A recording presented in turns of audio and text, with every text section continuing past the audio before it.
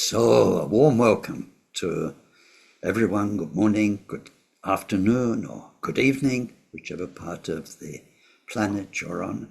And welcome to this teaching on Eclipse Day.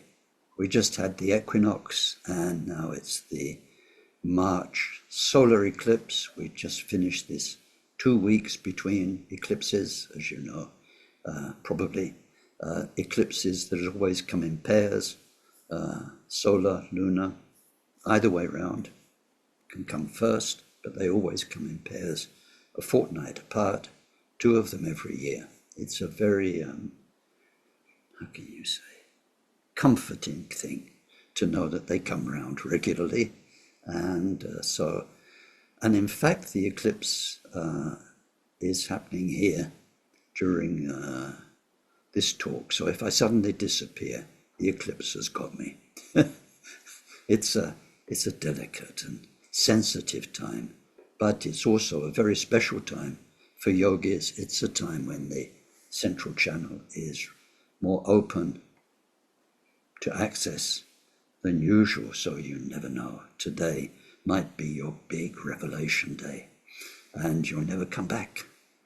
Well, so, and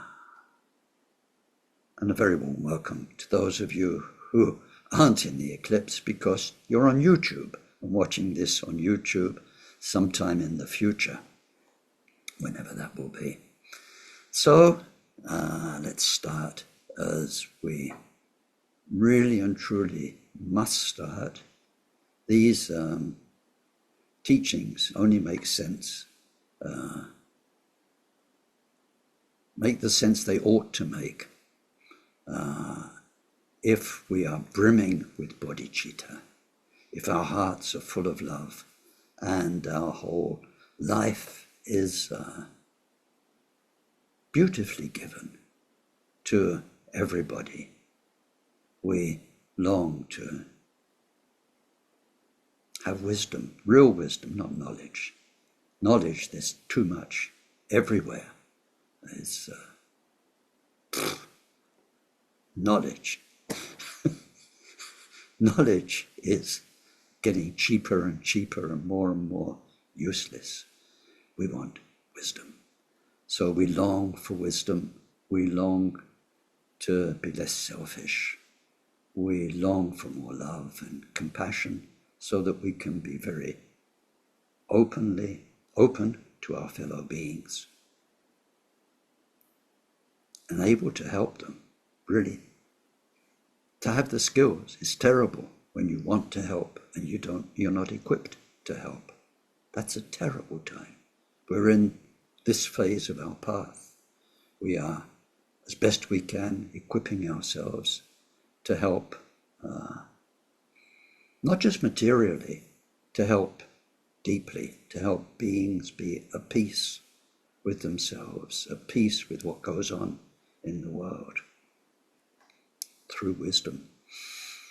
So it's a huge task, and bodhicitta makes sense. It's like if you have a spoonful of food. If you put an empty spoon in your mouth, it doesn't really do anything. You can do that, but you don't get fed. We can put information in. I go blah, blah, blah, blah, blah. You go, makes sense.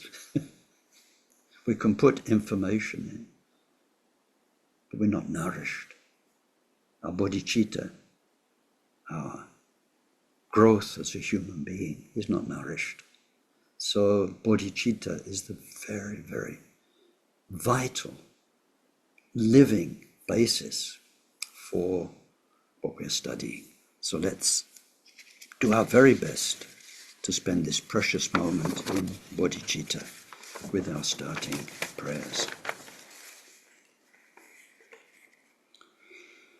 We take refuge in the Buddha, in the Dharma, and in the community of most noble minds, from this moment on until we reach the very heart of enlightenment. through our practice of generosity and all 6 transcendent virtues, may we reach total awakening and every enlightened quality to be able to truly help sentient beings so lost in samsara. May each and every one of those beings be well. May they live long and be healthy, be well provided for. May they have good friends and find respect, live in places of peace, places of plenty, and most of all, may they practice Dharma. May they each create the causes for those good circumstances to be their wealth in future lives. May they be freed from their suffering and from creating causes of future suffering.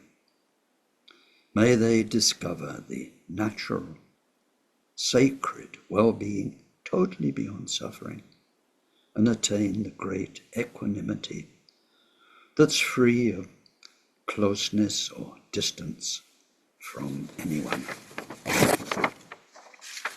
Deyata Shame Shamavati Shameta Shatru Kurimam Kurimara Jite Karota Keori Tejo Wati Oloyani Bishuda Nimale Malapanaye Kukure Kakakrase Grasana Muki Paramuki Amuki Shamedavane Sawa Graha Bandanane Nigritva Sawa Bhava Pravadina Vimukta Mara Pasha Savitva Buddha Mudra Anudgatita Sava Mare Butsarita Parishude Biga Shantu Sava Mara Kama.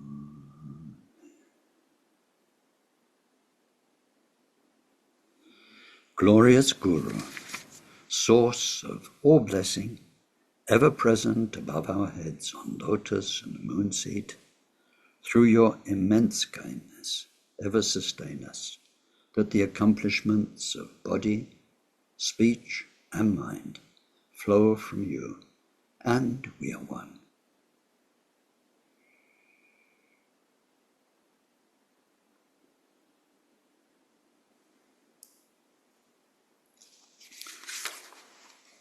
So, as usual, we start by zooming in. The Buddha gave us our Buddhist teachings, and these are present today in 2 forms: what the Buddha himself taught, which we call very generally the sutras, and then the explanations and the developments of those teachings given by the great Buddhist masters of the past, which we call the Shastras. We are studying a Shastra which is based on the teachings given in about 15 different sutras by the Buddha in his lifetime,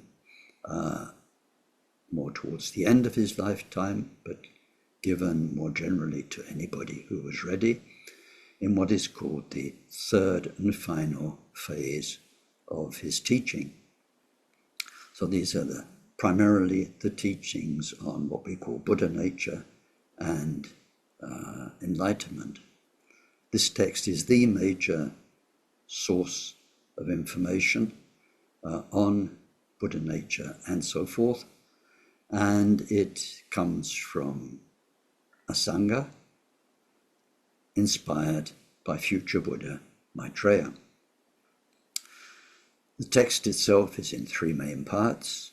There's the good beginning, good middle, good end. The good beginning is the title and the homage. The good end is the dedication. The main body of the text, which is the good middle, is in 2 main sections formed of 7 chapters known as 7 Vajra abodes. The first 3 are about Buddha, Dharma, and Sangha from an ultimate point of view, rather than the normal way, our way, from our point of view, what Buddha, Dharma, and Sangha mean to us. What we looked at in those first 3 chapters was what Buddha, Dharma, and Sangha really are, ultimately, when we get to the end of our journey. Those first 3 chapters are presented as the goal to be achieved. And the last 4 chapters, the last 4 Vajra abodes, represent the cause for that being achieved. Those last 4 give the prime cause, our Buddha nature, and then the 3 secondary conditions: enlightenment, enlightened qualities, enlightened activity. So we're in the chapter 4, Vajra Abode 4, about Buddha nature.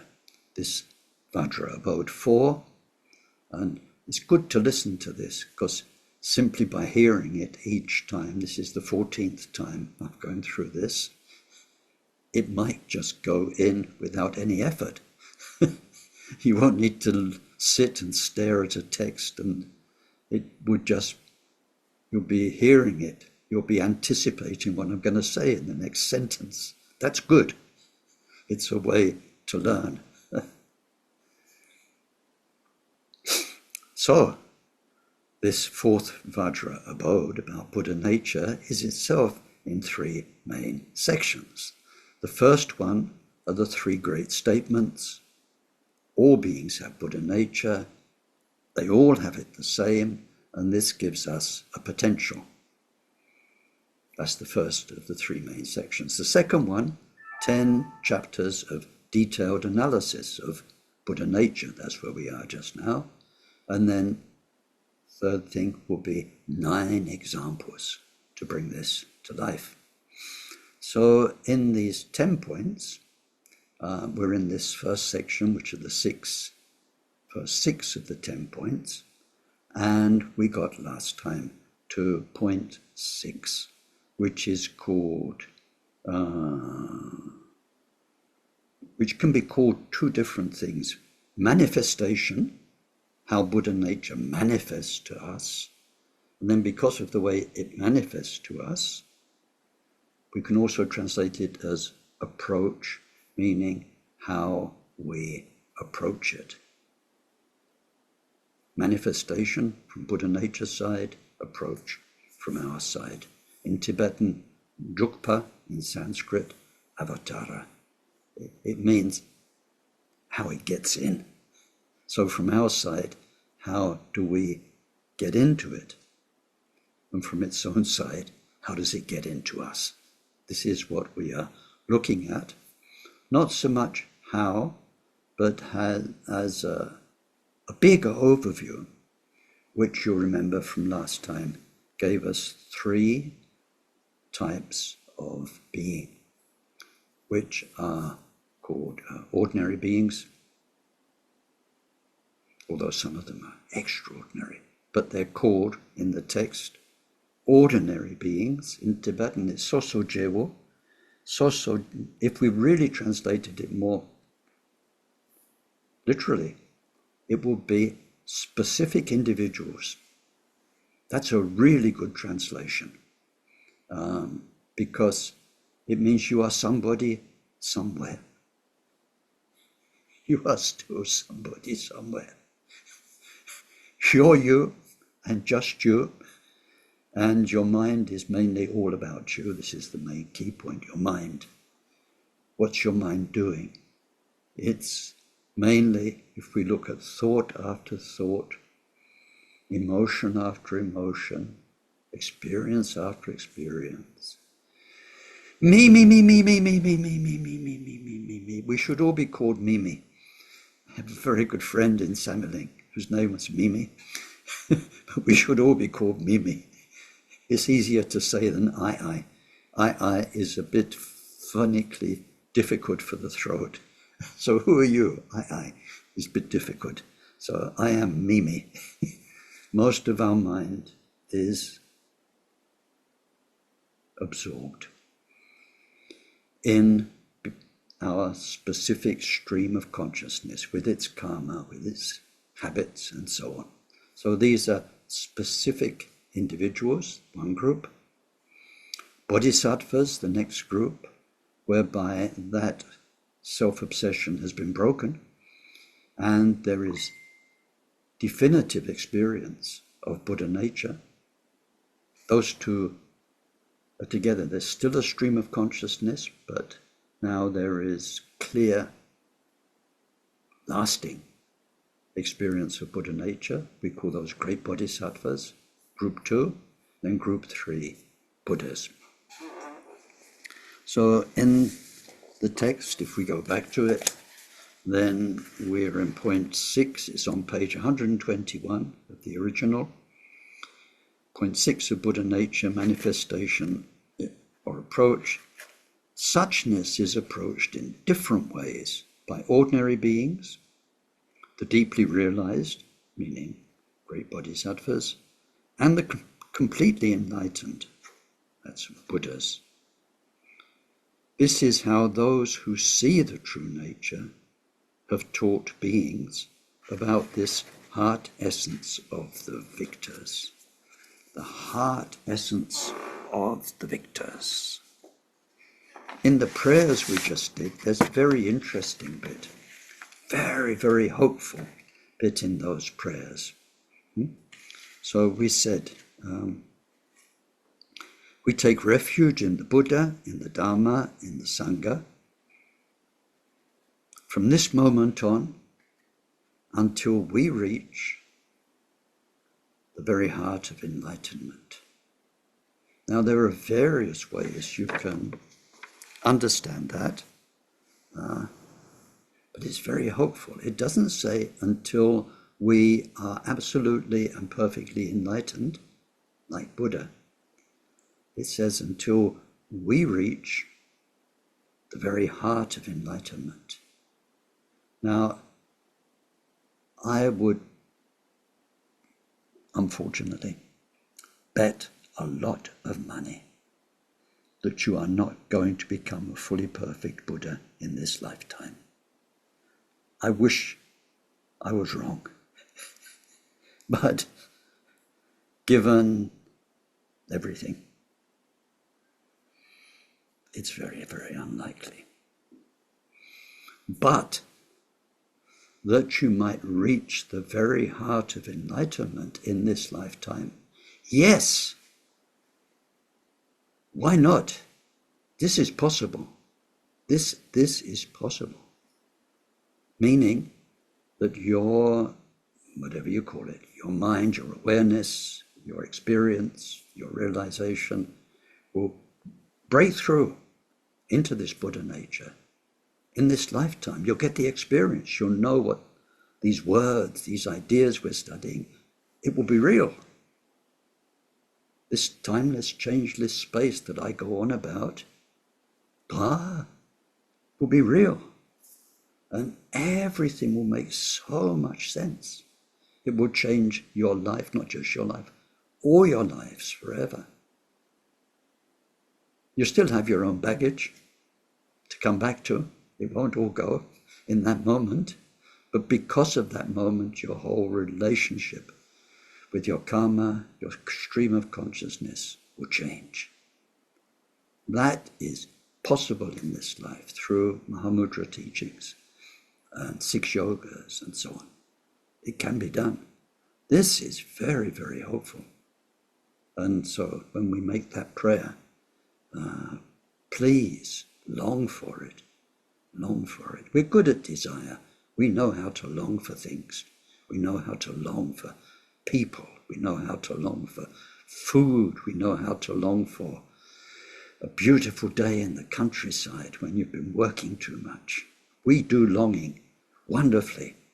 We are experts. We are the world's best experts at longing.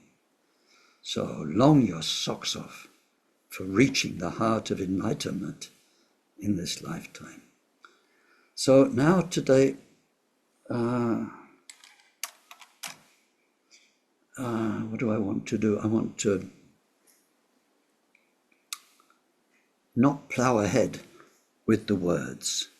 It's easy. The words are easy. You learn the ideas, you learn the structure. It makes sense. We can do what Buddhists have done for the last, since this text happened, 1500 years, more than that. We can study the ideas and take them in, and it's not that difficult. But you'll have knowledge. You won't have wisdom.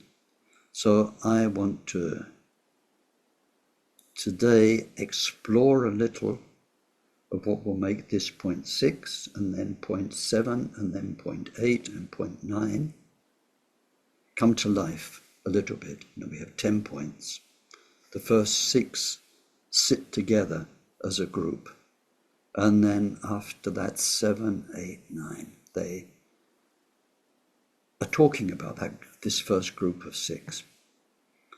So this thing of specific individuals, or so-called ordinary beings, beings in the 6 realms, beings who are totally wrapped up in their stream of consciousness, one group. The deeply realized, it says in this verse, great bodhisattvas, a second group, and then totally perfect Buddhas, a third group. I want to explore it a bit, but like I said earlier, with the spoon and the content, this is the third turning of the wheel of Dharma. Ideally, we'll have digested and mastered and have up and running in our minds the first and the second turning of the wheel of Dharma. We'd be very rich in Dharma, and this would make so much sense. So I already sent those of you who registered for the course a diagram and links from a previous course about the 5 stages of the path. It's really very relevant to this point about ordinary beings, the deeply realized, and Buddhas. And to understand it, we need to explore what we are, to see, to really get what is being talked about. This should really be the topic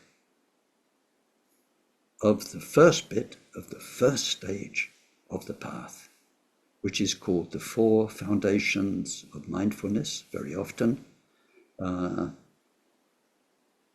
The Tibetans, very interesting, it seems like 4 much closer approaches, 4 much closer investigations of who we are. So we explore ourselves as body, feelings, mind, and Dharma. And this is the basic nuts and bolts of Buddhist meditation training. You need it. It's like if you're training for medicine, you need to know anatomy. It's kind of very basic. So we need to know who we are. It's kind of a bit vital, and we don't. We have all sorts of vague illusions through which we describe ourselves to ourselves and to others, but generally we have not explored. So mindfulness of body is an amazing topic. It's nothing to do with mindful walking. That's wonderful. It's wonderful, calms you down, It's incredible. Thich Nhat Hanh's people do an incredible job of it, and it really is very helpful and transformative as a practice. But this is not just learning to be present with your feet. There's more than just what goes on in the soles of your feet. It's about what you are from the time you were in the womb and as a baby. Everything you ever knew happened through this body. You only ever saw what these eyes saw. So if your eyes have always been bad, your whole life has been a blurry world. Or you've only seen things close up, or you've only seen things far away. If your hearing's not good, you only hear what you heard. We explore this body now, as we go around using these eyes and sort of looking at what happens. We look at things, images come in. We explore ourselves. Now, ideally, to do this, befriend, or if you can't befriend, pay a professional filmmaker, cameraman. Go around with them and look through, see how they see, explore living vision and how it makes a film. And then befriend the sound engineer. Borrow their headphones. Listen to what they're hearing, the soundscape that's going to make the film. See how they hear so much better than other people. They're really very aware of sound and aware of sight, and so on. We explore our five senses, and then we work back through our life. All the time from being conceived and then getting this body as it formed and made nerves and made your eyes that can't see until you're born because you're in the womb, and so on and so on. That when you were in the womb, they heard boom, boom, boom, boom, your mother's heartbeat and so on. We realize that everything that we ever experienced came through these five senses. That's my clock. Cuckoo, cuckoo, cuckoo, cuckoo, hearing experience, cuckoo, like this. And so we've had experiences, and of course there have been beautiful ones, traumatic ones, 100% unique. So we need to be aware of this, not just think about it, have the idea, explore it day after day after day until it opens up so much understanding of who I am. And then karma, because your experience, what you saw, what these eyes saw, what these ears heard, what this nose smelled and tongue tasted, and what this big one, number 5, what your nerve endings felt, hunger, cold, satiation, beautiful experiences of your body where you felt so harmonious and blissful, and anguishing experiences of your nerves, pain, and those kind of things. We explore, we make mindfulness of body. So it's a huge task, but we discover our story on a much deeper level. And then mindfulness number 2, feelings, because as the body experienced, the feelings changed. Nice, not nice. Little babies, they're really interesting. They're natural. So if something's not nice, they scream, they wail, they protest. And if something's really nice, they make blah, blah, blah, nice noises, and they look very happy. We see the process of reactivity, unmodified, because they're young, reactivity before the training, before the rules came in, when you are naturally feeling how things are, especially pleasant, unpleasant, and we follow that through. First, in the living moment of the present, we realize, moment by moment, what our eyes see, what our tongue tastes. We have this constant reactivity of feelings, pleasant, unpleasant, neutral. And then, once we've explored it in the living present, we go back and we realize how our life has been. Sometimes in psychology, we spend special time on formative years, but the whole story, all of our scores of years, and like that. So mindfulness of feelings. And then we get mindfulness of mind. So there, mind, it means our thoughts, our imagination, our power to analyze and to name. So that came later. As we grew up, we learned to associate words with things and words with feelings. And we learned a language. And with the language came communication. And with communication, we started to absorb ideas, our parents' ideas. Don't do that, darling, it's dirty. Or, don't touch that, it's dangerous. Or, eat this, it's good for you. Bleh, don't like it. Eat it, it's good for you. Bleh. Eat it or you'll get punished. We imbibe family, society, ideas, rules, and descriptions of who we are, other people's descriptions of who we are, a language whereby we can learn to describe ourselves. And so what we call our mind, and its thinking and imaginative happiness and so on. We become aware of that in the living present, and then we work back through our life to see how this mind of ours, so-called mind, evolved. And then number 4 is Dharma. That is a specific mindfulness of, now that we're equipped with body and feelings and mind, we understand those, how we interact with everything else, everybody else. Dharma is about interdependence, our role in the world. And of course, as we grow up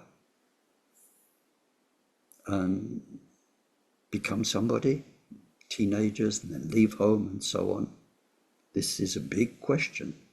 What am I going to do with my life? What is my life about? What's the potential? And interdependence, how the world works, what's possible, what's not possible, and so on. This number 4 is very big, very relevant.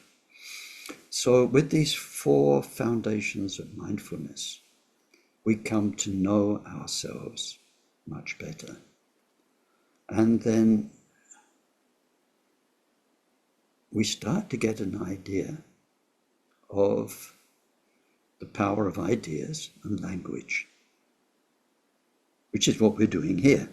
I'm talking, you're listening, language, communication. We start to understand the power of it, and it's always history. If I say a word to you, that word will only make sense if you know it. And you will only know it usually because your 5 senses have experienced it. Then it gets interesting. For instance, if I say, banana. Well, I think most of us have eaten a banana, unless you've got a banana allergy. So if I say banana, you don't have a problem, do you, really? You understand banana. If I said purple, which is an interesting color, because if you know, it doesn't exist actually as a color. It's a fabrication of the mind, which doesn't have an answer for certain frequencies of light being vibrated, being received anyway. But you know the color purple. If I say purple, it's not like I said kahunk. If I said, kahunk, you don't know what a kahunk is because you don't, it's not familiar. If I say purple, it went in okay, didn't it? It was comfortable to listen to. Purple, you know. Okay. So then, with language, I can say, a purple banana. Did you ever have a purple banana? But it makes sense to you, doesn't it? You can immediately imagine it. You can put two experiences together to make something not experienced through language. And whatever words I use that make sense to you are based on your history of your experience. This is what we mean by ordinary being. 100% up to here in your historical experience, zero experience of Buddha nature, this parallel, pure, perfect, changeless reality. You are up to here in the stream of consciousness.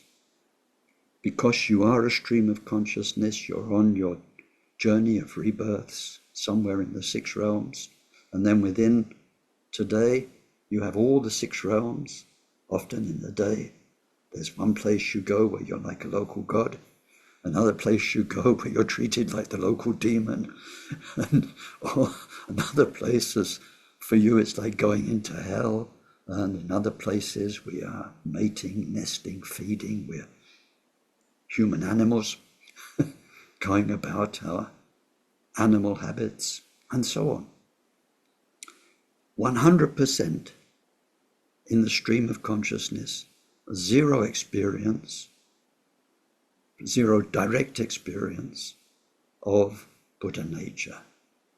So if Maitreya talks to you, or talks to me, I can't talk for you because I don't know who you are. You may be very, very evolved. I can only speak for me. If Maitreya speaks to me about Buddha nature, I can only understand it in terms of the language and the experiences that I possess.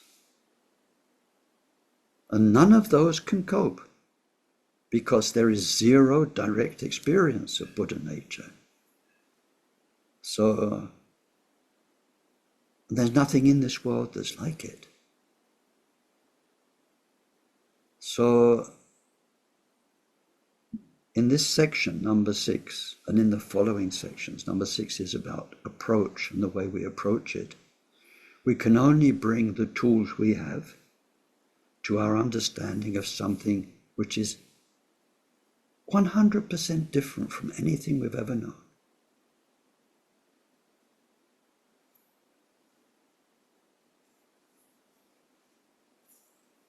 It's like trying to describe something visual, like a rainbow, through something gustative, like taste. You can't.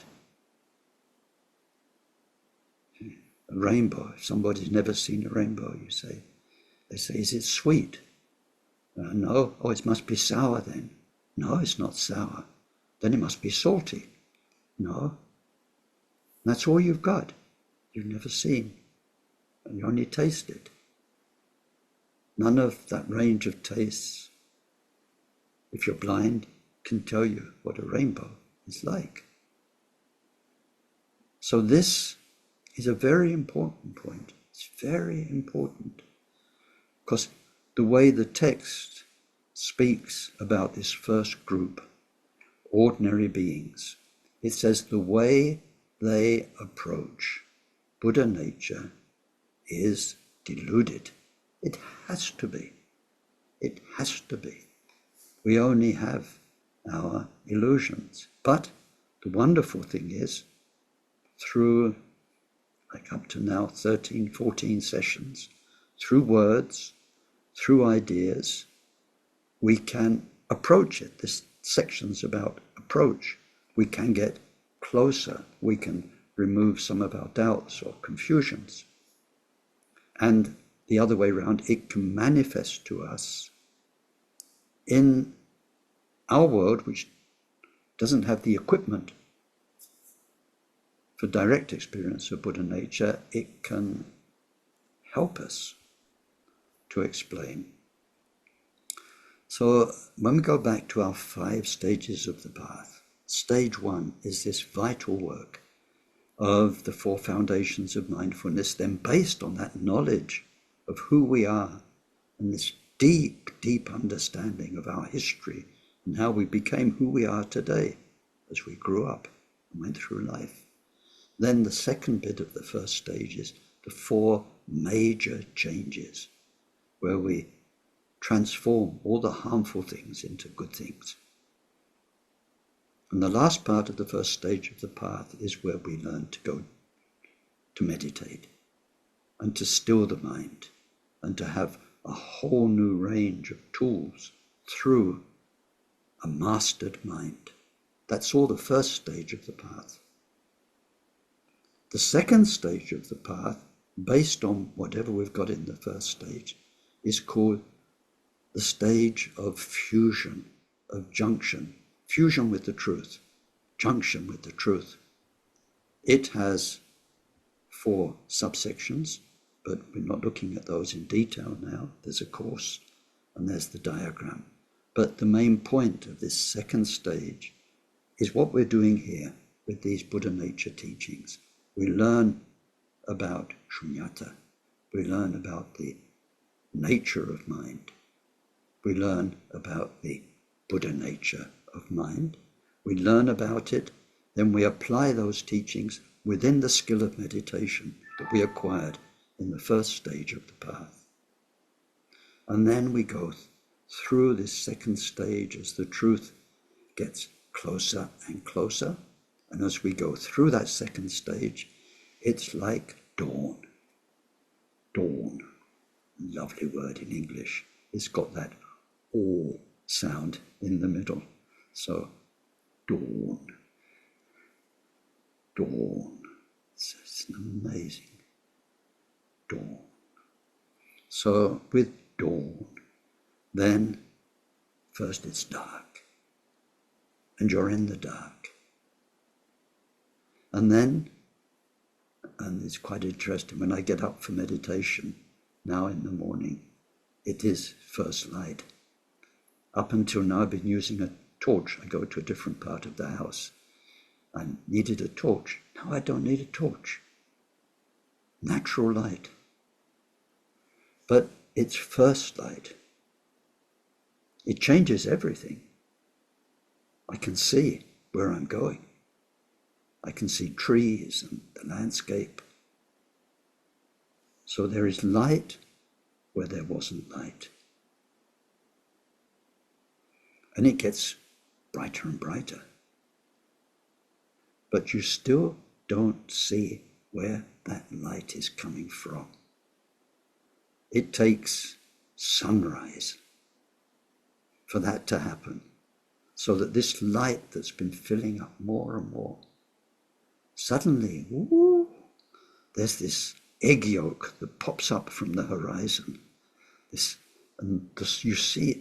This is where the light on the tree, the light on the rock, the light on the house, the light on the lizard, the light on every color, every shape that's been revealed is all because of, that sun that's coming up in the east. So as we go through the second stage of the path, second phase, our knowledge of shunyata, of voidness, of Buddha nature gets better and better. Our understanding as we apply it to meditation becomes more and more real.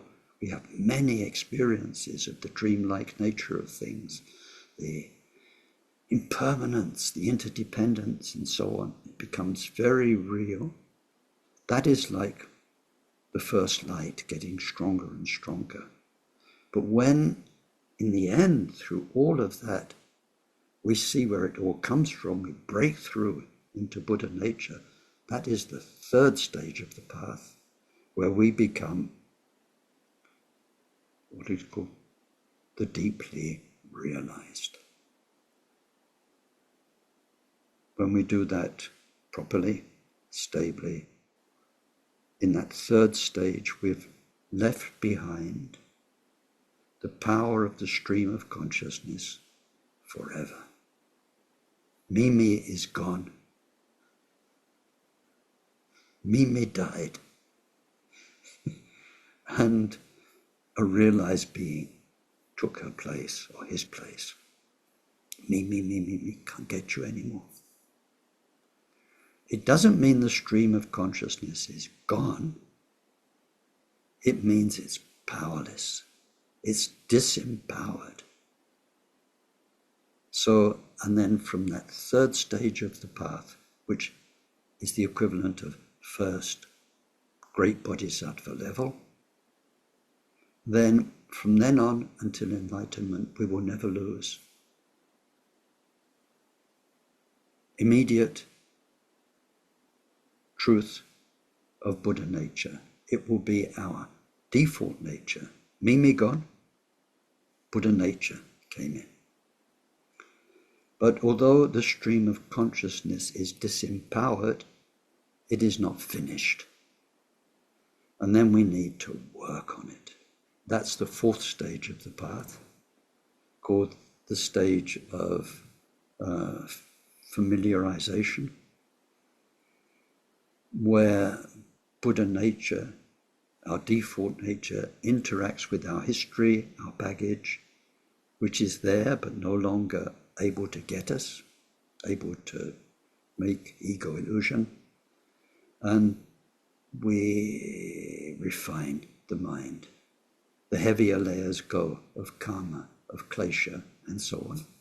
And we'll look at this in a few points' time in more detail,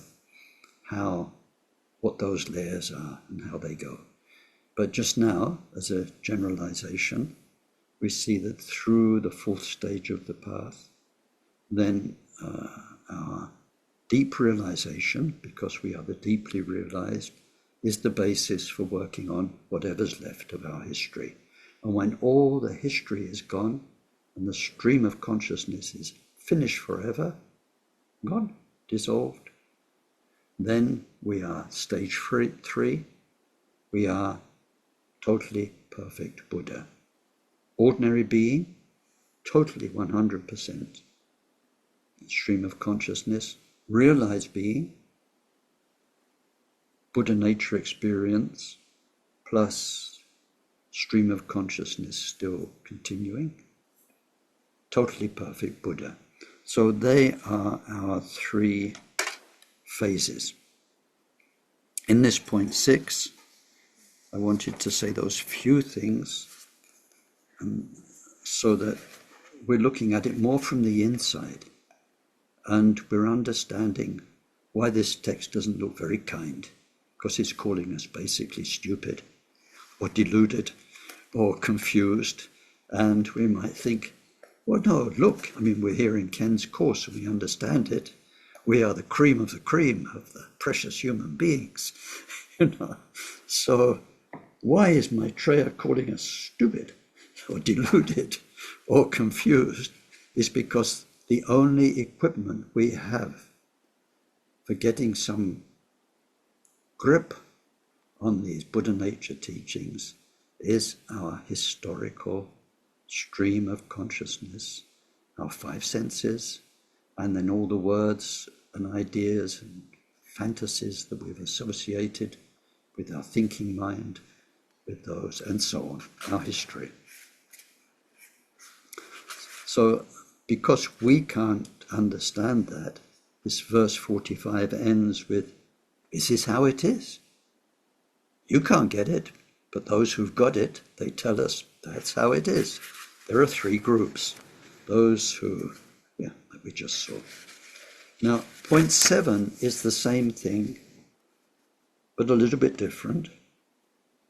It's called phases. So it shows that there are 3 incredibly different phases in our journey towards enlightenment. So page 122, verse 47, the impure, those both pure yet impure, and those absolutely, perfectly, 100% pure, are known respectively as ordinary beings or specific individuals, bodhisattvas, and tathagatas. So this verse is mainly to give us those three names for our three groups and to show that this makes three different phases.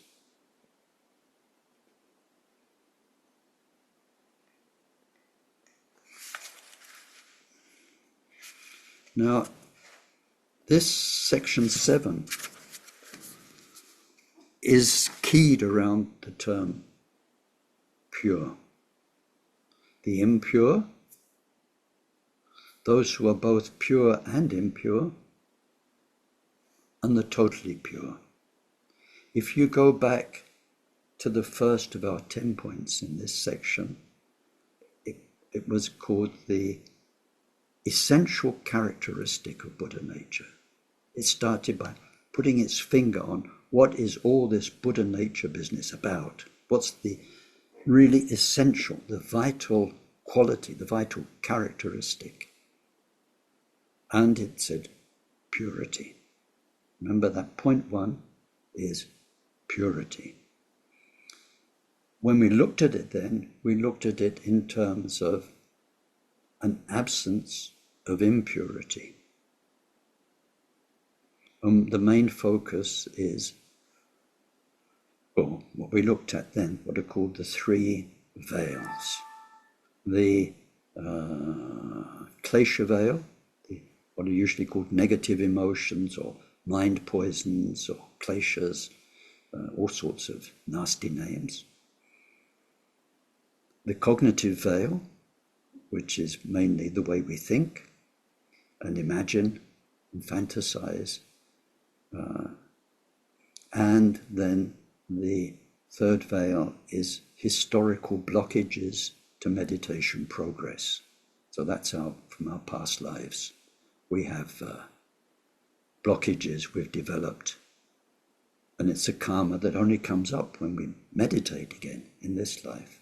So we carry these three obscurations. Whether they're manifest or not is another story, because they're not all manifest all the time. You're not angry all the time. You're not lusting all the time. I hope not, anyway.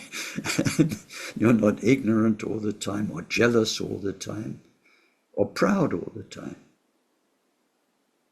You're not thinking in a certain way all the time. Our thoughts change. So when we look, we have to understand this part of our mindfulness, four foundations of mindfulness work, is what does it mean that these things are in us? We carry them. They are called veils or obscurations, even when they're not manifest. So if we go through the mind poisons, you may be not angry now, but have you gone beyond anger? Will there be nothing in the future that will ever make you angry again? Hard to know. I know a lot of people who think they've overcome anger. And then the surprise comes. Somebody who could make you really upset, or some life circumstances, or your own health. Or sometimes a silly, unexpected thing can make you so...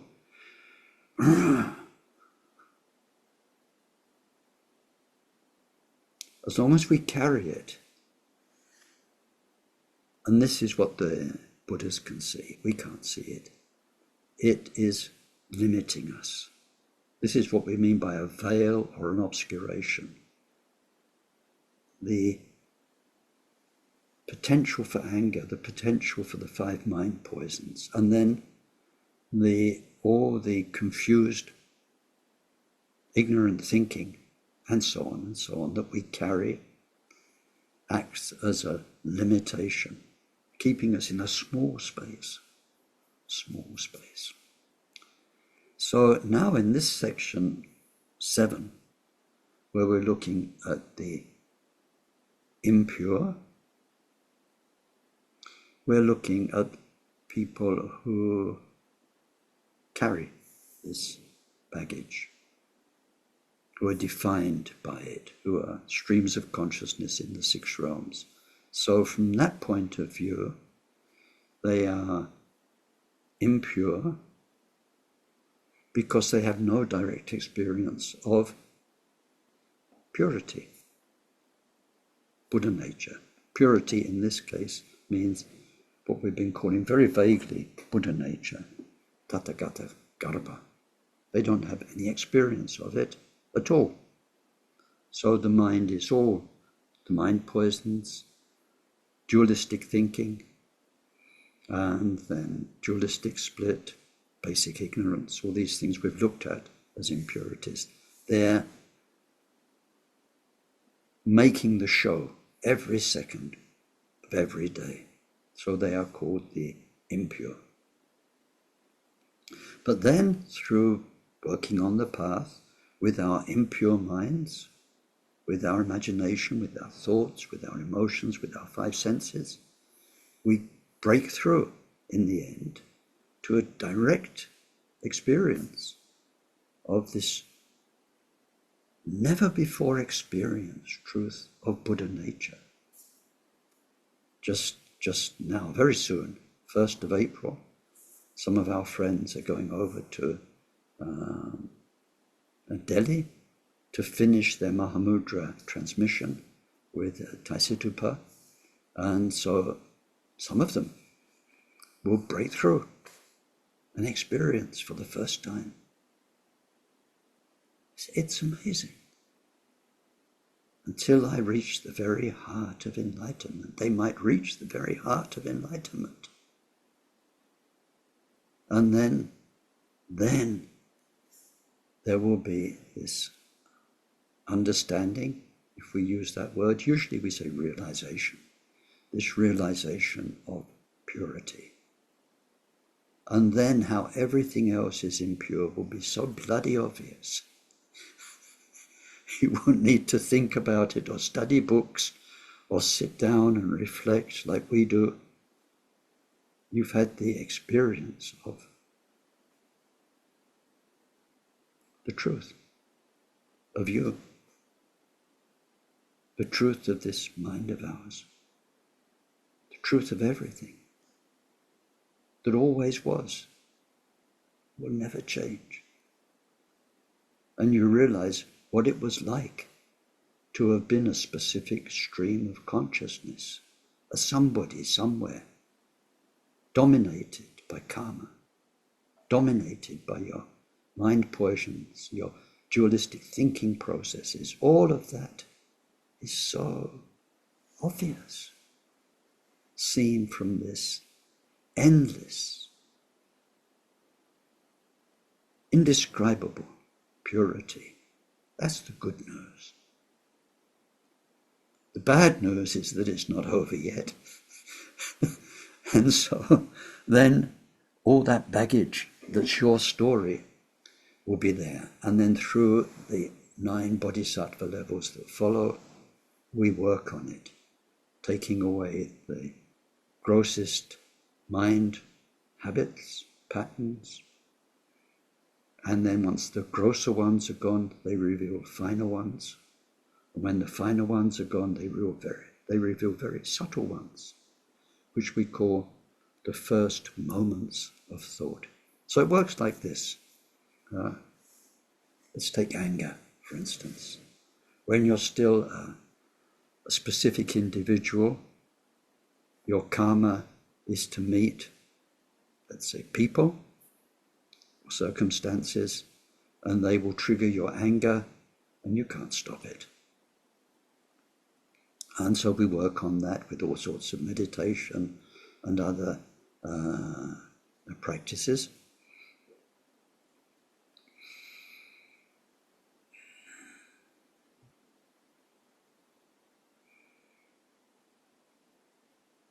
When we break through to Buddha nature, through all the work we've done up to that point, through the presence of Buddha mind, the anger can't get you anymore.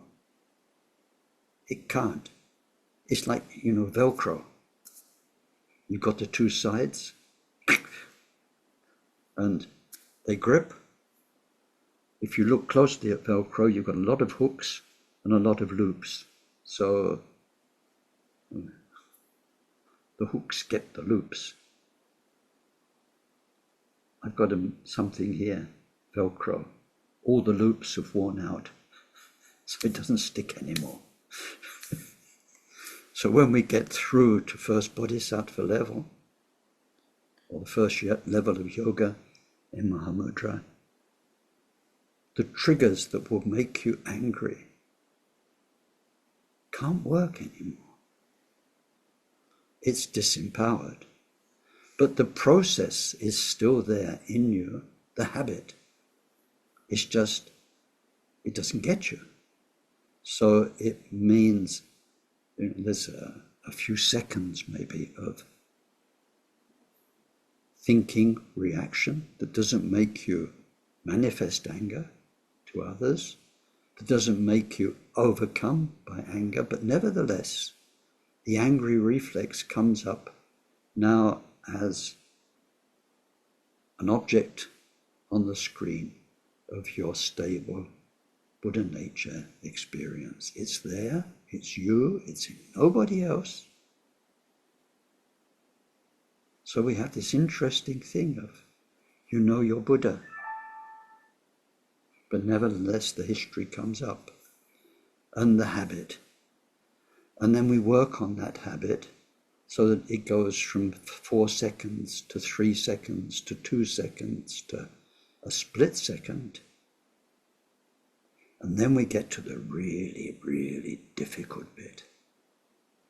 It's called the first moment of anger, the first moment of lust, and so on, whichever it is.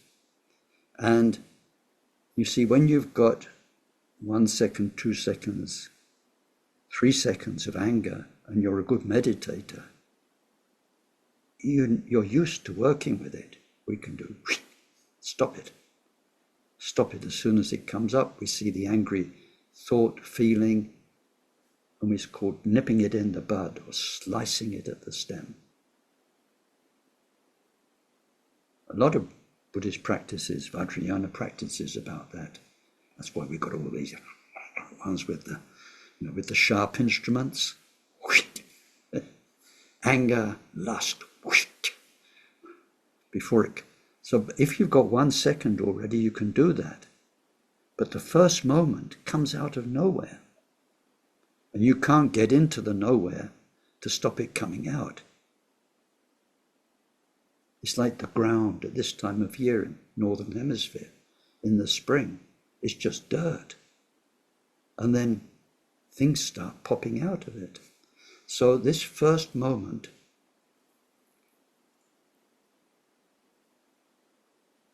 and what follows it is working with that is the work of the 9 bodhisattva levels.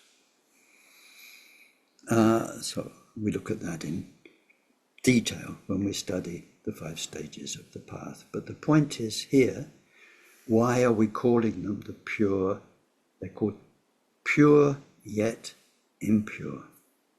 Is because the presence of whatever degree of emotionality, reactivity, dualistic thinking and so on, however much is still there inside you, is limiting you.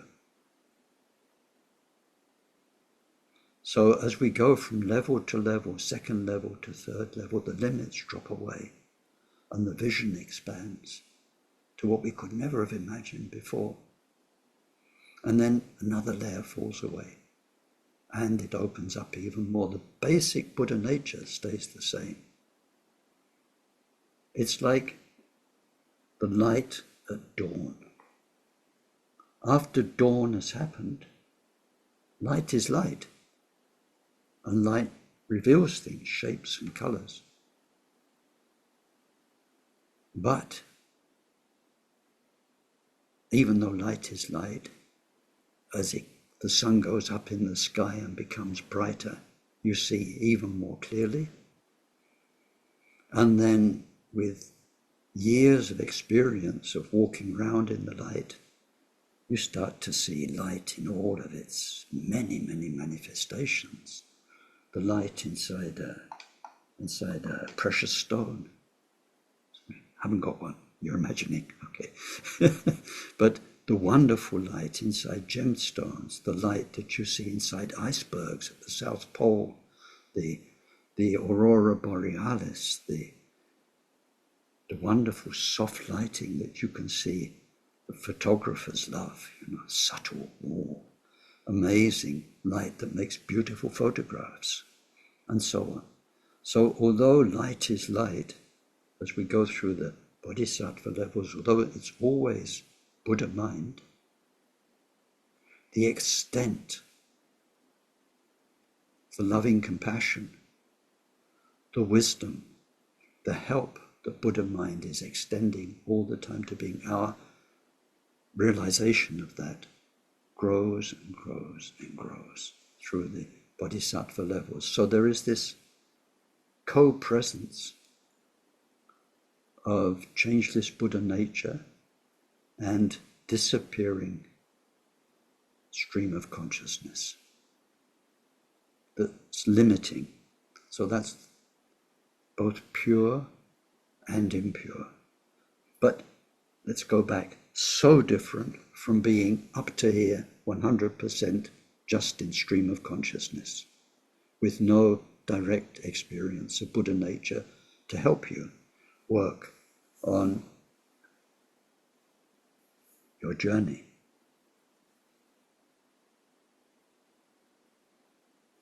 And then at the end, we get to the 10th bodhisattva level, where our main meditation purification tool is remaining stably in Buddha mind. And bit by bit, this wears away. These first moments of the mind poisons and, well, that's already gone. Dualistic thinking and whatever subtle remains are left go. And then there is nothing but the timeless mind that ever was, and we are Buddha. So that's today.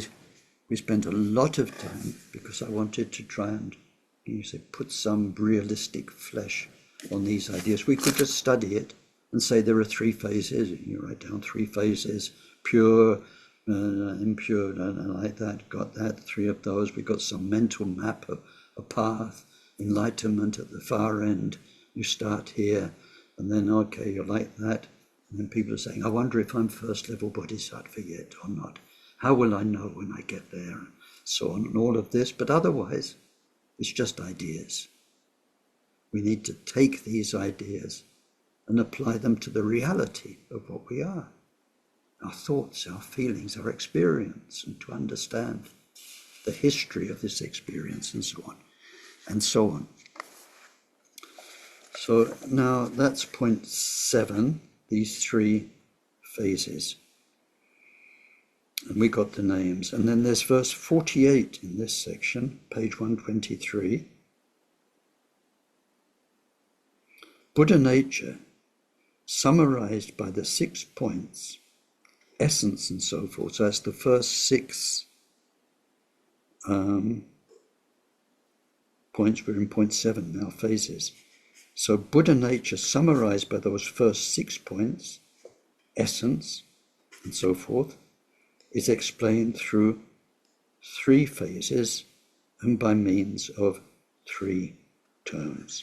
So the 3 phases are in terms of the phases of the path, and summed up as impurity, mixed purity and impurity, total purity, and 3 names for the beings in those phases: ordinary beings, bodhisattvas, Buddhas.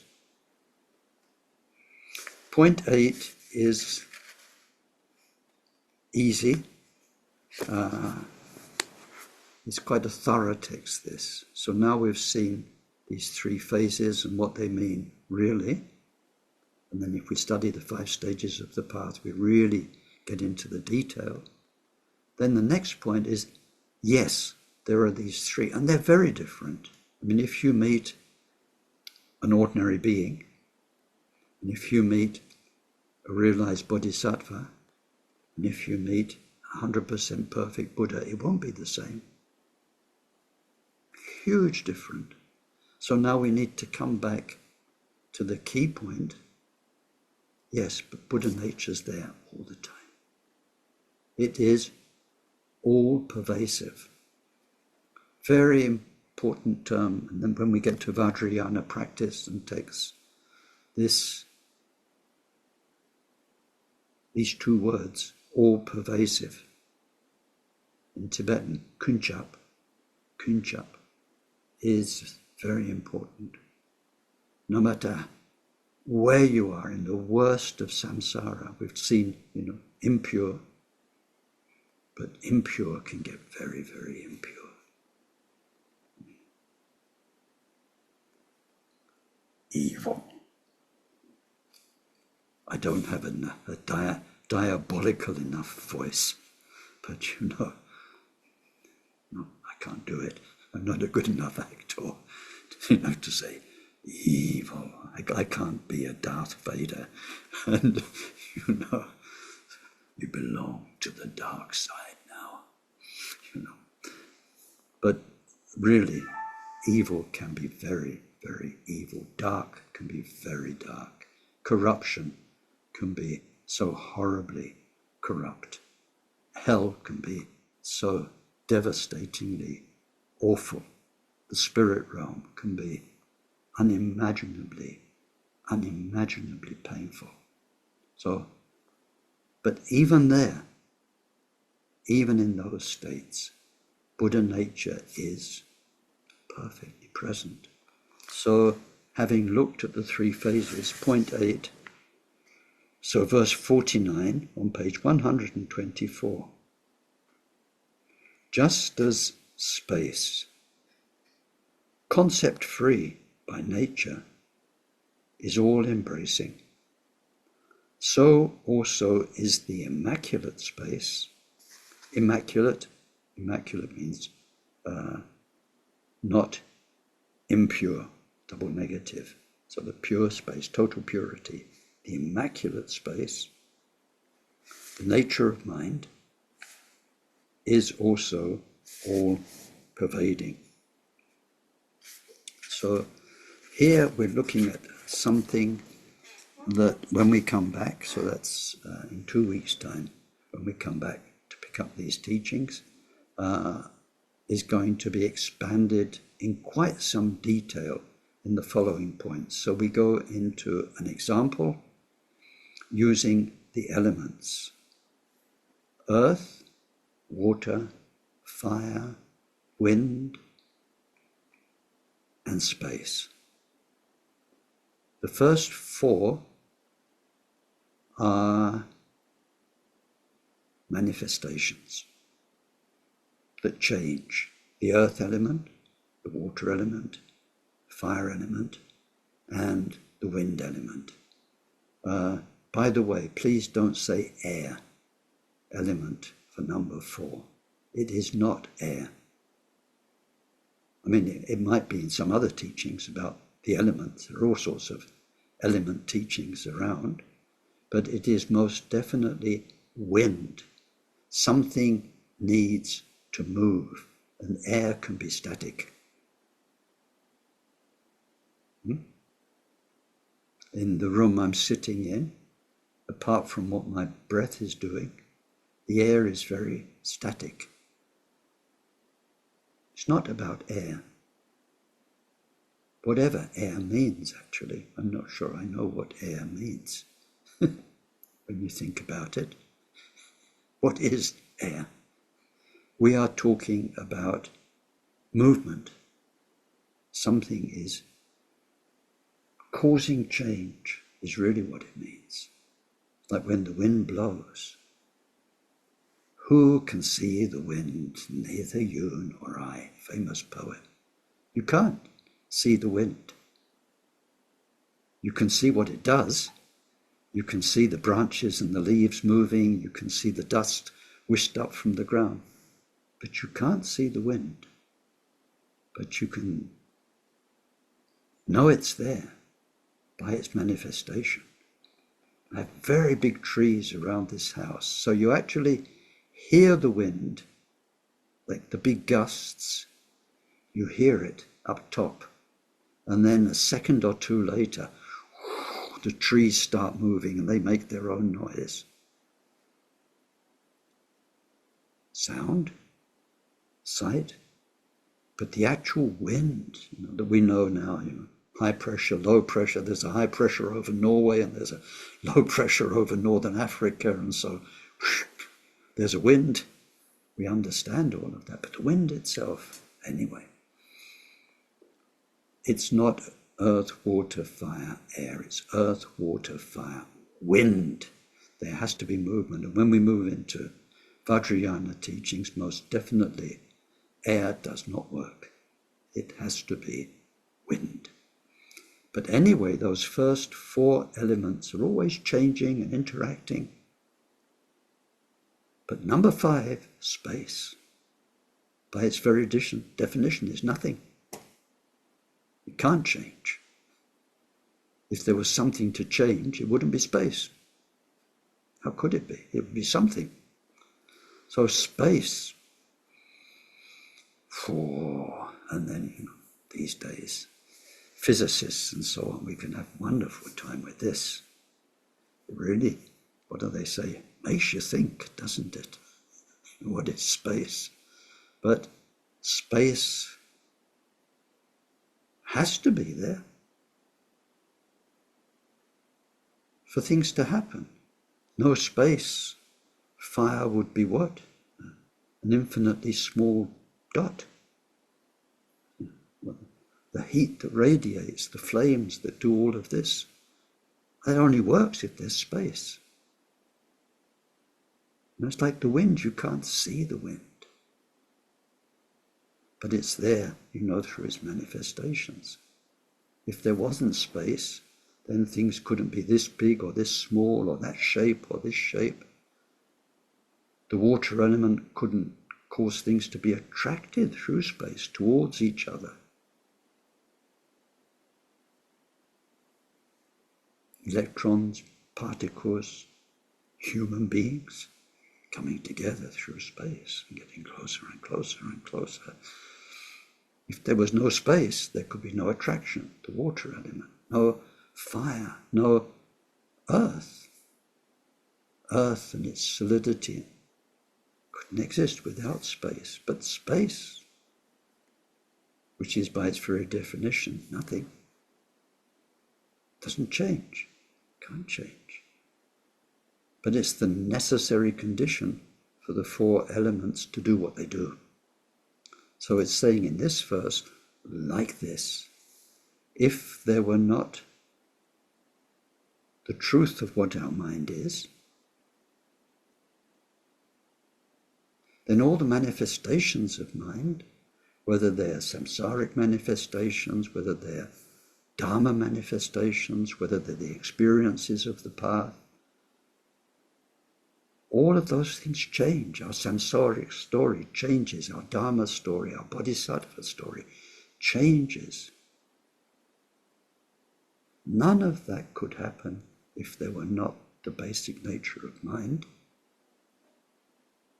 But that basic nature itself does not change. It's the ground. So I have to be careful with speech. It's not the ground, it's like space.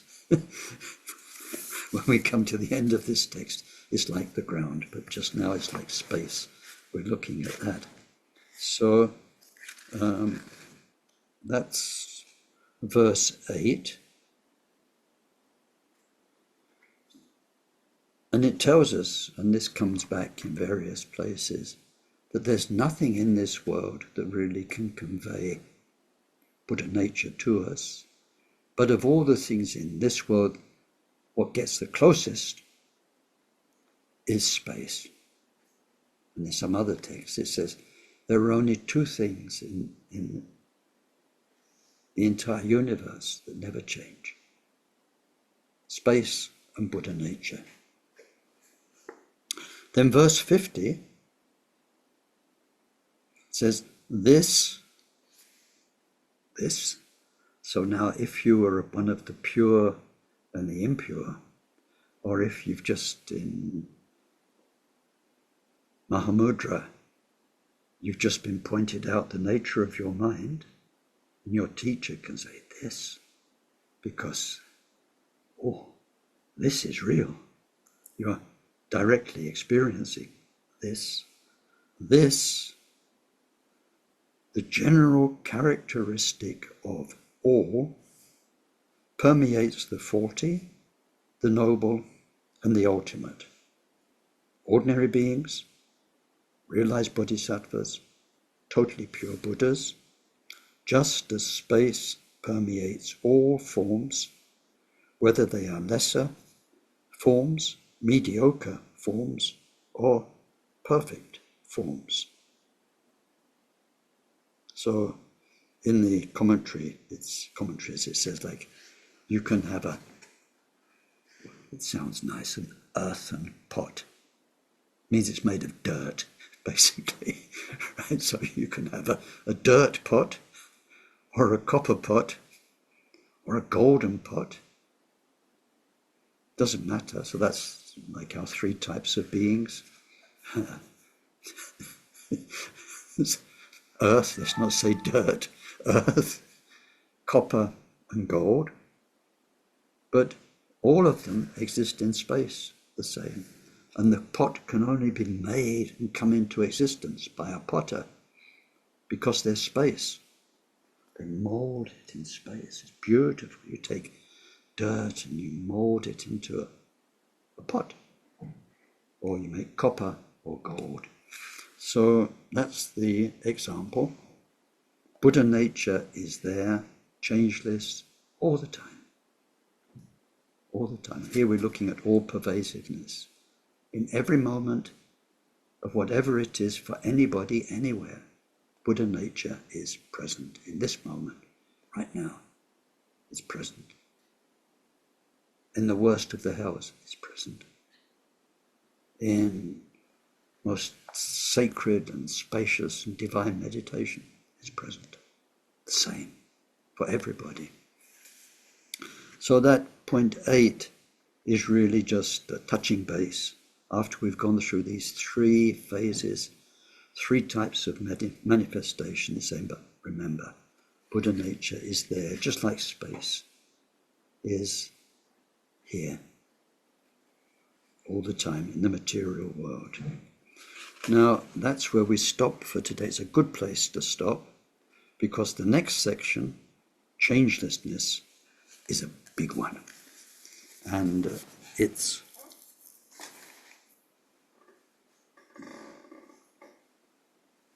more complicated than it looks, in a way. So let's stop there for today and dedicate whatever was good and useful in our reflections together. May whatever virtue was created by our session contribute to the state of omniscience being attained by the main enemy, our mind's defilements, being completely defeated. Through that, may each and every sentient being become free from the ocean of existence, troubled by its waves of rebirth, aging, sickness, and death. May this precious bodhicitta arise in those in whom it's not arisen. In those in whom it has arisen, may its development know no setbacks. Rather may it increase, ever more and more and more. Through this virtue, may we quickly achieve Mahamudra and establish every single sentient being in that same accomplishment.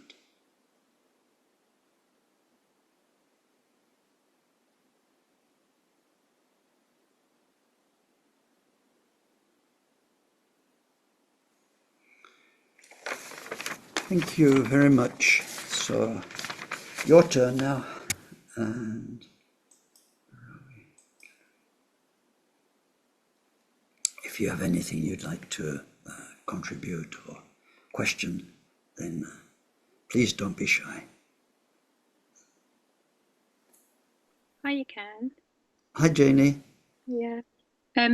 I just have a hopefully quick question. I was wondering about the difference between the realization and experience. And then when you were talking about breaking through, is that related to experience as opposed to realization and then um and that's different to the third stage of the path as well, which is realization. I don't know. That's why I wanted to if you could clarify some of that. Yeah, it's quite a big topic in Mahamudra teachings, and it's something certainly Taisitupa has developed a lot in different contexts over the years, and he always starts with the Tibetan. So there's one term in Tibetan which is nyam, which we translate as experiences, and then another one is tokpa, which is realization. So technically, in the Mahayana teachings, Bodhisattva teachings, and also in the Vajrayana teachings, the tok, or the realization, has only one definition, and that is that Buddha nature is. Language is a bit difficult here. I don't want to say it's experience, because we're not talking about experience, right? So when Buddha nature is in the present moment, then that is called realization. When Buddha nature is present,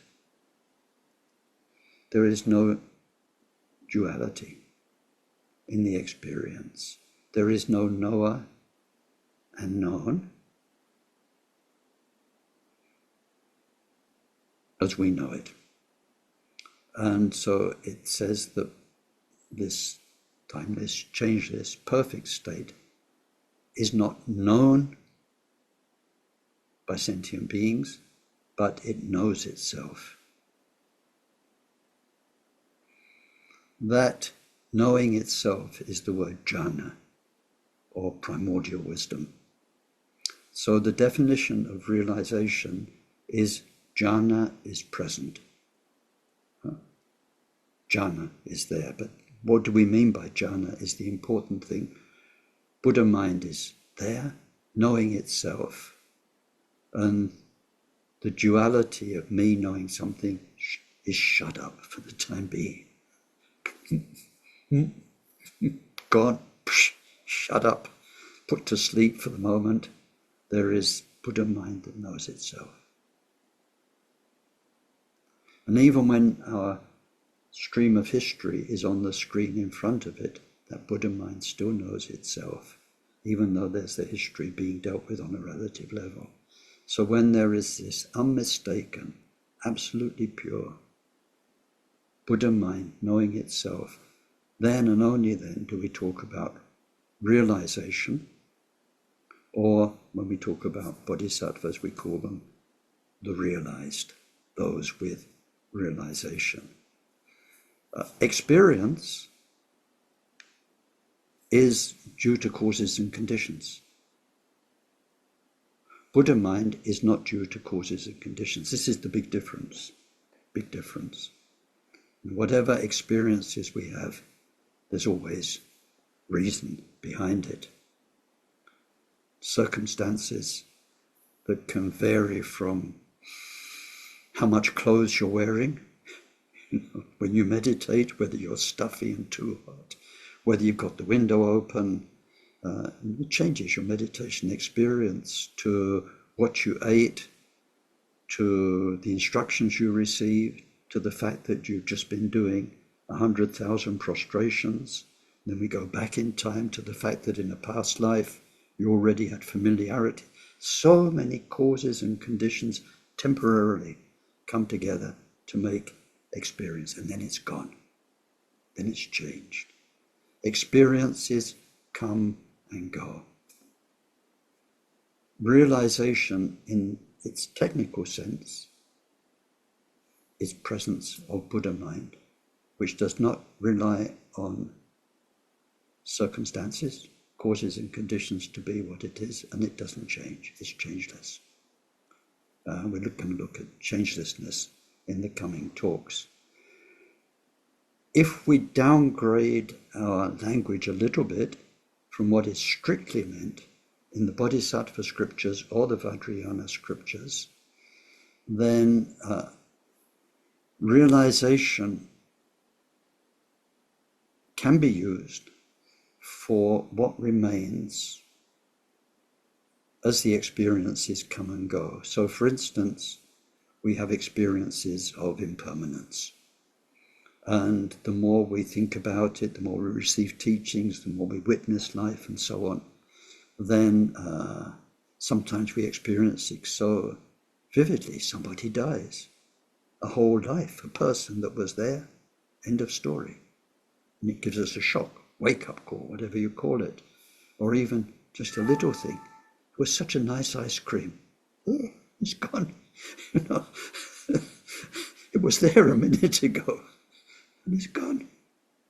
So we have lots of experiences, but as time goes by, the reality of impermanence just is so more and more vivid. It couldn't be any other way. Our mind has become a Dharma mind, where we've realized more and more, we realize more and more impermanence. So we can use the term realization for what, not simply what remains, but what gets deeper and deeper as we go along the path. Because of all of our coming and going experiences. So that's a looser use of the term, but really when we're looking at very precise teachings like these, realization only applies to when there is Buddha mind presence with its self-knowing, which we call jhana, primordial wisdom. Does that help, Jeannie? Yeah, really, really helpful. Good.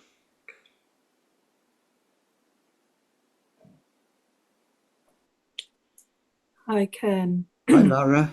Hi, thank you. I was really interested when you were talking about nipping in the bud, the difficult emotions, the kleshas, and you gave the example of anger. Do you say a bit more about not suppressing when we're working with that process?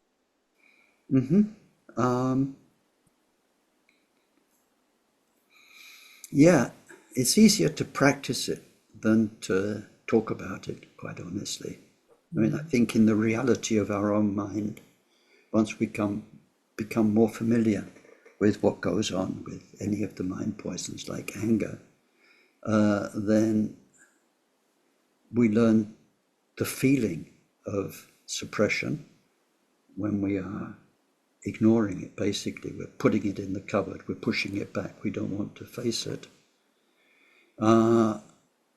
And then, so that there's a certain kind of feeling of that. It's a feeling of denial, of avoidance, of lack of the courage, perhaps, to face it, all sorts of things, but we learn to feel it in ourselves. And then tackling it. That's a whole journey. It's a journey. We learn, we apply what skills we have we've learned through meditation, through the Dharma teachings, our own guru's advice and so on, to work with our anger. So that will vary with each person. But within that work, there's, can you say, two different areas. One is the manifestation of anger to other people, where we can hurt other people. So our first priority is to stop that. You just don't do it. Whether that involves suppression, facing the anger, working with it with any of the tools that Dharma gives us. Because some people, they say, I don't want to suppress anger. Anger's a natural thing. It shows me this about myself and so on. It's got lots of qualities. Very true. But once we've taken refuge, it says when you've taken refuge in the Dharma, your commitment to your refuge is to do your very best never to harm any other being ever again. That's refuge. It's the basic commitment. So if that involves suppression, an awful lot of suppression where you have to do miracles so that you don't just punch them on the nose or say something horrible to them or whatever.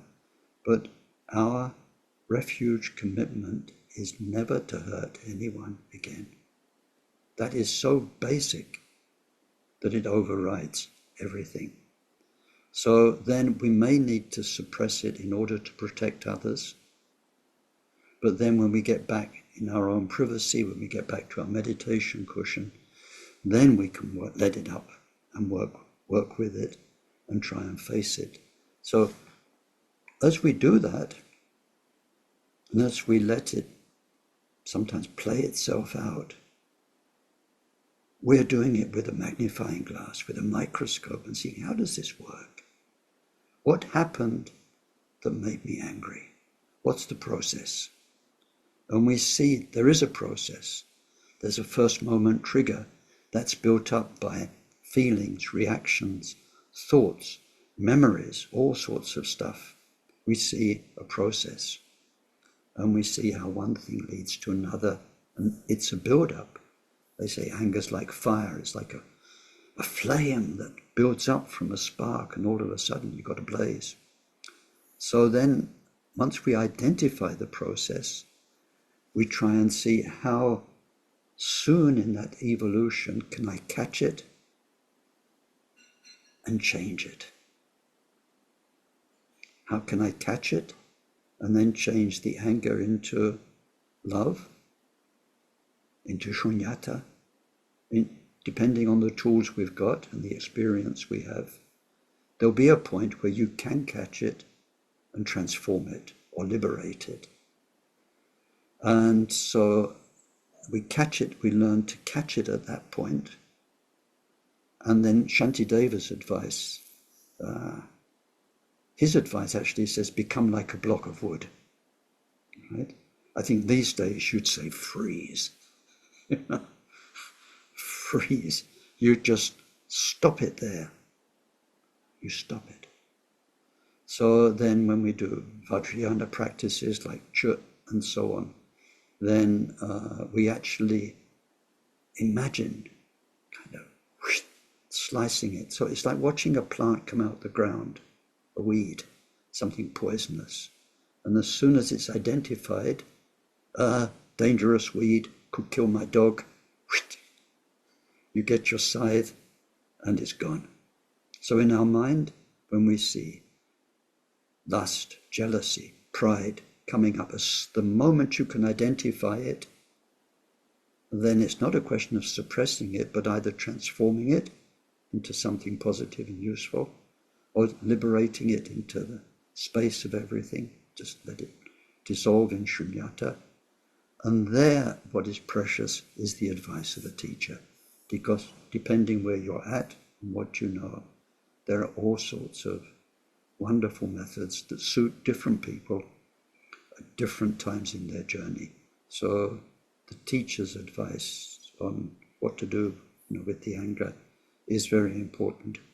And generally, it's not a question of suppression. On the contrary, we want to know it better, to see its face better, so that we are very intelligent in dealing with it. Does that help, Lara?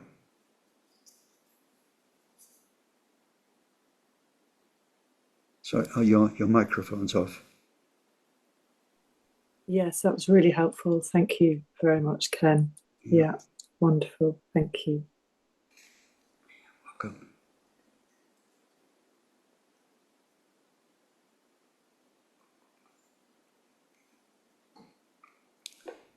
And I have a question. I think it's kind of basic, but let's say one has experienced the nature of mind as the ground permeating all manifestation. And that experience is very profound, but it doesn't become sustained or a place of abiding. Mm-hmm. And how much of our inner work, our efforts, help that to become more of an abiding state, and how much of that has to do with karma that is beyond our efforts to stabilize or to have that become more increasingly towards a permanent state. I hope that question makes sense. Yeah, it makes a lot of sense.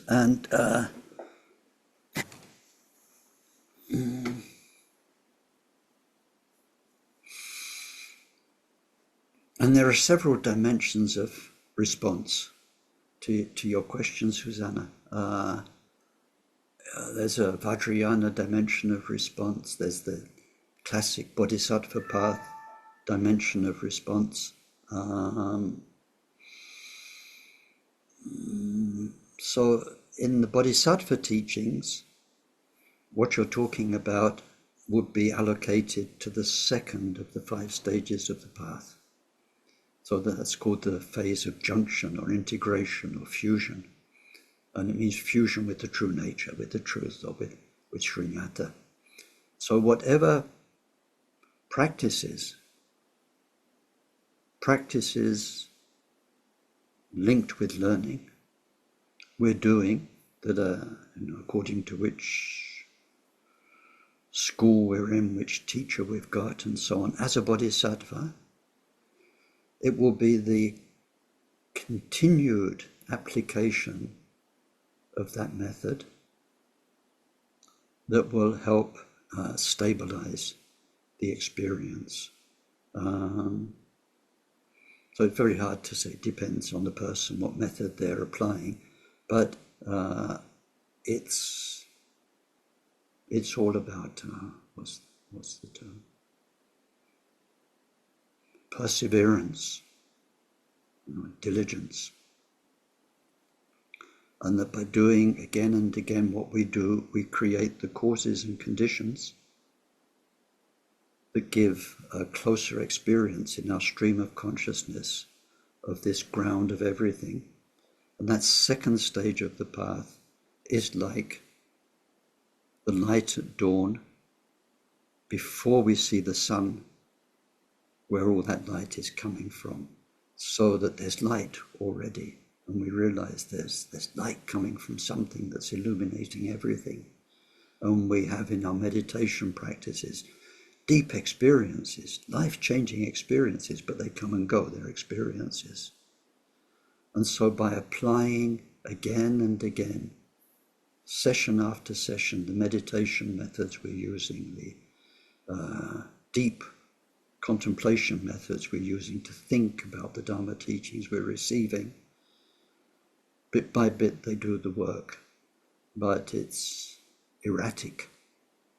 You might have years of the author of this text, Asanga, his story is famous, how for years and years and years he was meditating without any tangible results. And then sometimes it's the opposite. Sometimes a lot happens very quickly. So basically the answer is that if the experience has come and gone, we haven't yet reached first bodhisattva level in the bodhisattva teachings, because from that time onwards we never lose it. It's stable, it's who we are from then on, and our samsaric story is finished. So we're not there yet. In the Vajrayana response, then it's more complicated because we're going fast and we can have incredibly profound experiences. But because we're going fast, we don't have all of the stability of years and years of experience in meditation, in study, lifetimes and lifetimes. We're going very fast, so we can get powerful experiences. We can get a pointing out experience with our teacher, or just from life itself, where we actually do experience Buddha nature, but it goes away again. And so then the answer is still the same. We need to keep doing the practice, the Idam practice or the Mahamudra practice, and it will come back. But then it's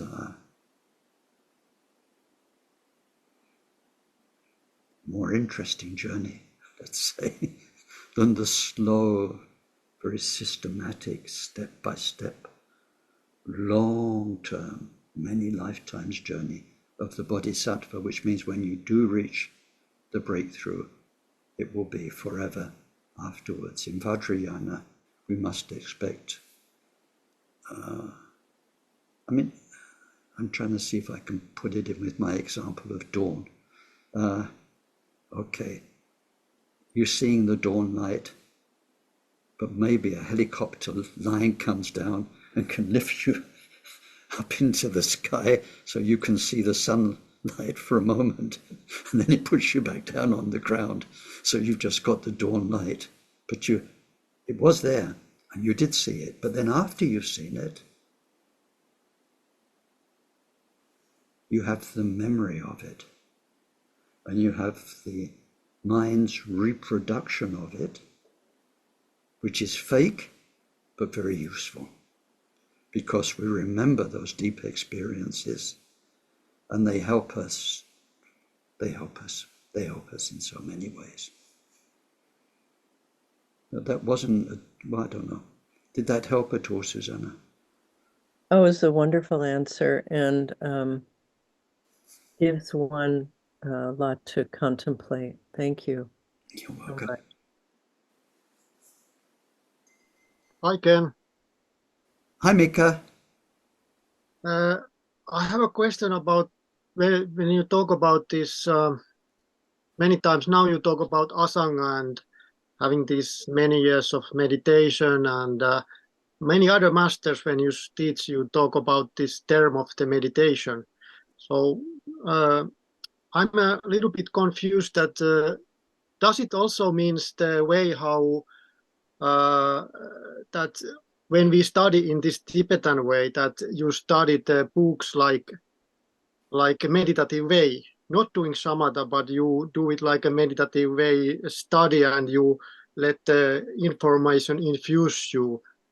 Is it also included when you talk about Asanga, did a lot of meditation, that kind of meditation, or is it like a meditation where you have visualizations and you do shamatha and vipassana?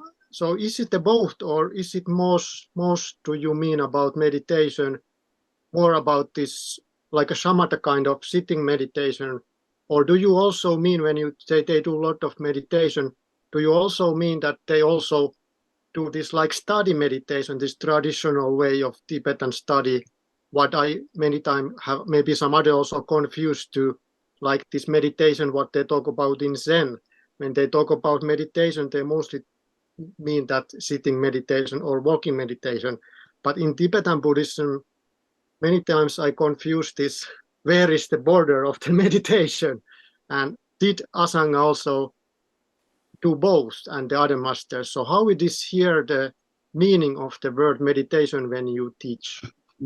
There's, in his particular story, then it is sitting meditation. I never saw the details of what his daily program was, what he was meditating on. And there are different versions of Asanga's life too. And so some say that he studied quite a lot, before he went for these 12 years meditation.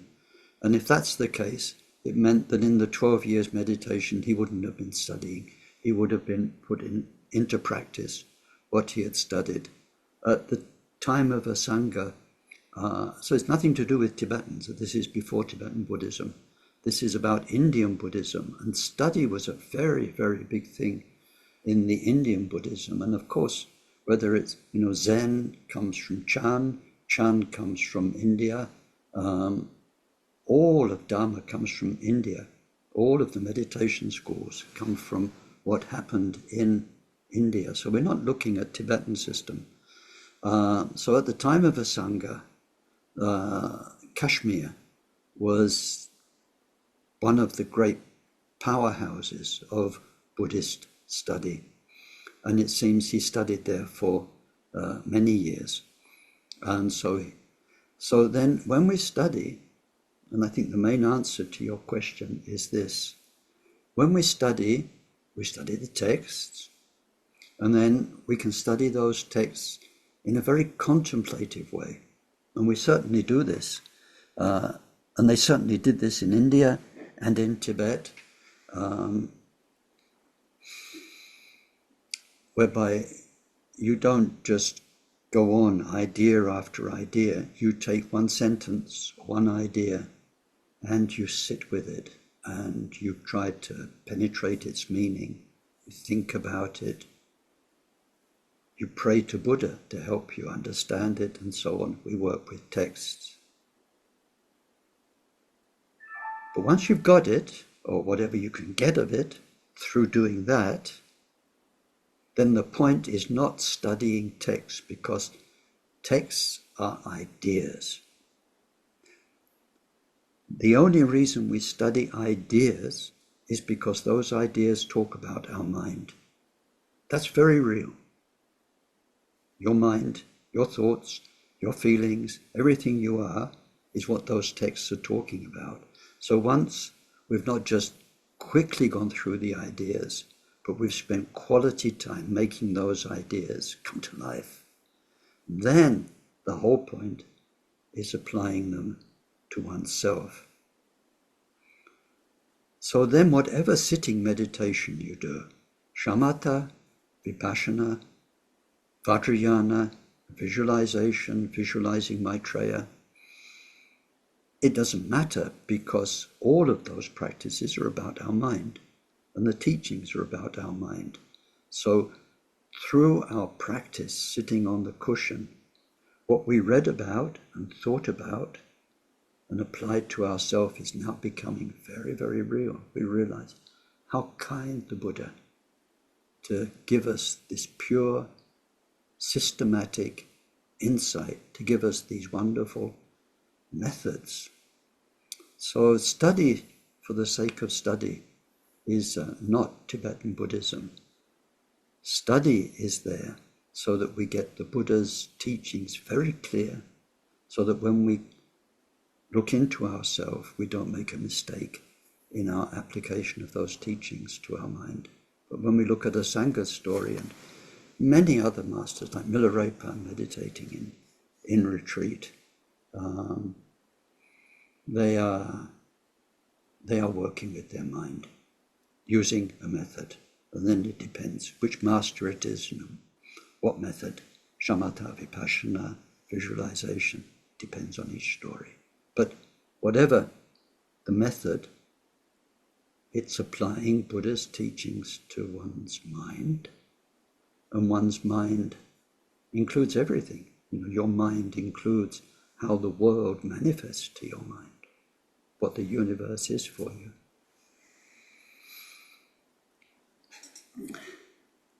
I hope that helps. So we are not only studying the text, but we are also studying the energy behind the text, what the masters have written there. So there's like the energy behind the text, what we also learn, if we can take it. So am I correct? It depends which level, which jhana, which level of Buddhism you're studying in. The master behind the words is not important. in Shravakayana or in the Mahayana. The words, the ideas, the truths are the important thing. And the person doesn't matter. In Vajrayana teachings, then the blessing, we call it the blessing, or the presence of the teacher is something we tune into because we believe we can connect, and that connection will help our understanding of the gift of Dharma that they gave us. So that question of the energy behind only really applies, as far as I know, in Vajrayana. And it's the opposite in the other yanas. As Buddhists, Buddhist teachers, Buddhist masters, we disappear because the only reason we're there is to pass on what the Buddha taught.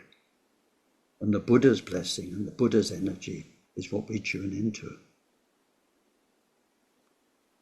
But in Vajrayana, we have this, how can you say, shortcut to Buddha through our guru. So there we tune into the person that the teachings came from, and there's a tremendous, tremendous benefit because that person is realized. They are our bridge to Buddha mind. Thank you. You're welcome. So next week is our monthly Tonglen session. So we're back with Buddha Nature in 2 weeks' time. I wish you all very, very well. Until then. Thank you, Ken. Okay, thank you, Ken. Great job. Thank you, Ken. Thank you very much, Ken. That was wonderful. Bye, everyone. Bye, everyone. Thank you, Ken. Okay.